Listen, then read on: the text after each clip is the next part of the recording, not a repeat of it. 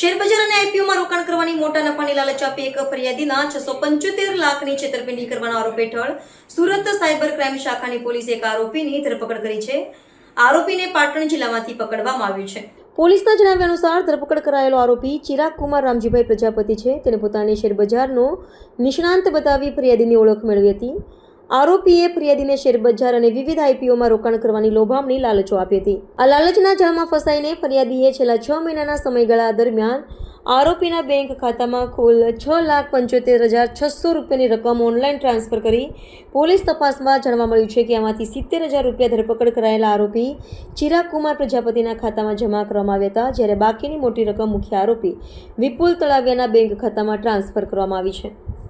આ ઘટનાની ફરિયાદ દાખલ કરવામાં આવી હતી, જેના આધારે સાયબર ક્રાઇમ પોલીસે તપાસ શરૂ કરી. તપાસ દરમિયાન આરોપી ચિરાગ કુમાર પ્રજાપતિને પાટણથી ઝડપવામાં આવ્યો. પોલીસે મુખ્ય આરોપી વિપુલ તળાવિયાને વોન્ટેડ જાહેર કર્યો છે અને તેને શોધવાની કાર્યવાહી ચાલુ છે. આ કેસમાં બીજા આરોપી અજય વસ્તેરાને પણ ધરપકડ કરવામાં આવી છે.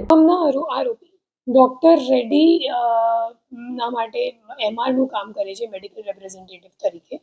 અને એમને એક દિવસ એક કોલ આવ્યો જેમાં સામેવાળાએ સ્ટોકમાં ઇન્વેસ્ટ કરવાની ટિપ્સ વગેરે આપી. તો બેઝિકલી આ એક ઇન્વેસ્ટમેન્ટ ફ્રોડ છે. તો સામેવાળાએ જ્યારે ટિપ્સ આપી અને એમને કીધું કે તમને વધારે વળતર મળશે જો તમે અમારી સાથે ઇન્વેસ્ટમેન્ટ કરો.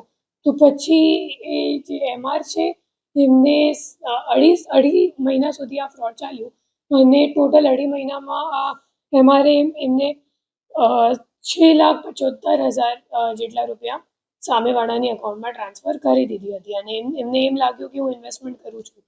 પછી જ્યારે 6 મહિના પતી ગયું અને આપણે જે ઇન્વેસ્ટમેન્ટમાં રિટર્ન મળે તો ત્યારે જ્યારે રિટર્ન મળવાની વાત આવી ગયું એને સામેવાળાએ કંઈક રિપ્લાય કે ફોન ઉપાડવાનું બંધ કરી દીધું, ત્યારે આ માણસને જાણ પડી કે અચ્છા મતલબ મારી સાથે ઇન્વેસ્ટમેન્ટ ફ્રોડ થઈ ગયું છે.